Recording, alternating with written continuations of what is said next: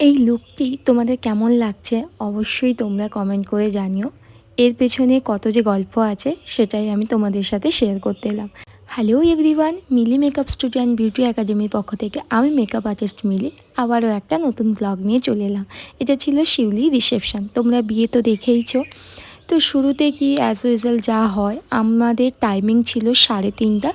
তো আমরা কিন্তু 3:30টায় আরও লেট করে জানি গ্রামের দিকে হয়, আমি পৌঁছেছি 3:45টার দিকে। তো যখন গিয়ে বাইরে বসি তখন শুনি যে এখনও ওদের পুনর্বিবাহ হয়নি। তারপর ওখানে আমাদের ভেতরে নিয়ে যায় বসাতে। ওখানে বসানোর পরে আরও অনেকক্ষণ ওয়েট করার পর ব্রাহ্মণ এলেন এবং উনি টাইমিং নিয়ে নিলেন 2 ঘন্টা থেকে 2.5 ঘন্টা। উনি যেরকম ঘুমাচ্ছিলেন আমরাও বসে বসে ওই ঘুমাচ্ছিলাম। তো প্রায় বলতে গেলে 6টা বেজে গেছিলো। আর আমাকে রেডি করে দিতে হবে 7টার মধ্যে। এই মেকআপটা তোমরা যেটা দেখছো এটা 1 আওয়ারের মধ্যেই এই মেকআপটা কমপ্লিট করেছি। সেরকমভাবে কোনো ক্লিপ নেওয়া হয়নি, কারণ স্বাভাবিকভাবে তাড়াহুড়োয় ছিলাম। তো স্বাভাবিক একটা ভয় থাকে, কিন্তু ক্লায়েন্টদের যদি এই ভয়টা থাকে না, তাহলে আমাদের মেকআপ আর্টিস্টদের অনেক প্রবলেমটা সলভ হয়ে যায়। তো যাই হোক, আমিও কোনো কথা বলিনি। ক্লায়েন্টও বুঝতে পেরেছে যে আমি একটু রেগে গেছি, ও কোনো কিছু কথা বলেনি, চুপচাপ বসে আমরা কাজ করেছি। তো তার মধ্যে তো একটু ডিস্টার্ব তো হয়, সেটা আর কিছু বলার নেই। তো তারপরে আমরা যতটুকু পেরেছি ফার্স্ট কাজ করার ট্রাই করেছি আমি এবং আমার অ্যাসিস্ট্যান্টরা। হেয়ারটা আমি একটু কার্লসের ওপরে ফার্স্টে ভেবেছিলাম, তারপরে আমার কেন জানি না মনে হলো এই লুকটি বেশি ভালো লাগবে। তো তোমরা দেখে বলো লুকটি কেমন লাগছে, এবং 1 ঘন্টার মধ্যে যে আমি এটা রেডি করতে পেরেছি, আমি নিজেকে সেদিন মনে করেছি হ্যাঁ আমি পেরেছি। কিন্তু ওই দিন যদি আমার আরও একটা ব্রাইড থাকতো তাহলে জানি না কি গল্প হতো। মেবি ওকে রেডি না করেই চলে আসতে হতো, কারণ আমাদের একটা টাইমিংয়ের ব্যাপার আছে। দেখো, সব জায়গায় একটা 15-20 মিনিট 8 ঘন্টা এরকম লেট হয়, আলাদা ব্যাপার। 2-2.5 ঘন্টা 3 ঘন্টা লেট মানে বুঝতে পারছো।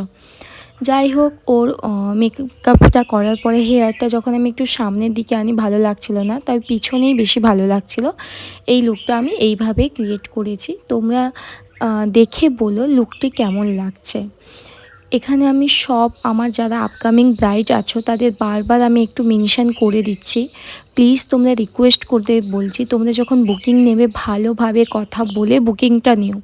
কারণ আমাদের থাকতেই পারে 1টা থেকে 2টো কাজ, তোমরা সেটা জেনে বুঝেই বুকিংটা করো। সিজনের টাইমে আমাদের নিতেই হয়, কিন্তু তোমরা যদি ওইভাবে লেট করো আর তোমরা বলো যে 2-3 মিনিটে সাজিয়ে দিতে, একটুখানি সাজিয়ে দিতে হয় না। একটা সুন্দর লুক ক্রিয়েট করতে গেলে যথেষ্ট টাইমিং লাগে। আচ্ছা তোমরাই বলো, কোনো দিন যদি একটা মেকআপ আর্টিস্ট লেট করে দেয় তাহলে কত কি প্রবলেম হয়, আমাদেরকে কত শুনতে হয়। কিন্তু এখানে আমি কিছু কথা মেনশন করি, যে যাই প্রফেশনে থাকুক না কেন, ওর ওখানে বার্গেনিং করা বা মিনিমাম ভদ্রতা দেখানো এটা কিন্তু সবার প্রাপ্য। সো কেউ কাউকে ছোট না করলে আমার মনে হয় ভালো হয়। আমি সমস্ত কথাটা আমি বলতে চাই না, সব ডিটেলস আমি সব ভিডিওতে শেয়ার করি না, কারণ কিছু কিছু ক্ষেত্রে আমার মনে হয় অনেক এফেক্ট পড়ে পাবলিক করলে, বিশেষ করে যারা গ্রামের দিকে কাজ করে। আর আজকে কেমন লাগছে সেটা বলো। কালকে থেকে মানে আজকে আমাকে খুব সুন্দর লাগে, আমার মানে তার থেকে আজকে খুব সুন্দর লাগছে আমাকে। আজকে আরো বেশি সুন্দর লাগছে। তো কালকে মেকআপটা স্টে করেছিল। হ্যাঁ হ্যাঁ ঠিক আছে, আচ্ছা। তোমরাও জানিও দুটো লুকের মধ্যে কোন লুকটা বেশি ভালো লাগছে। তো দুটো দুদিক থেকেই সুন্দর। যাই হোক, ক্লায়েন্টের বেশি রিসেপশানটা ভালো লেগেছে। অবভিয়াসলি মেয়েদের একটু সিঁদুরটা পরলে মাথায় ওটা আরও খুলে ওঠে এবং আরও সুন্দর লাগে। আমাদের এখন প্রত্যেক মেকআপ আর্টিস্টের সাথে কিছু না কিছু ঘটনা ঘটে থাকে। আমার সাথে যে ঘটে না সেটাও নয়, আমি কিন্তু বেশিরভাগটা ভিডিওতে শেয়ার করি না। আমার মনে হয় একটু প্রবলেম হয়, তাই শেয়ার করি না। যাই হোক, আমার আপকামিং ব্রাইড যারা আছো বা যারা আমার কাজ পছন্দ করো, বুকিং করবে ভাবছো, তো অবশ্যই চটপট নিচে দেওয়া নাম্বারে তোমরা যোগাযোগ করে নিতে পারো।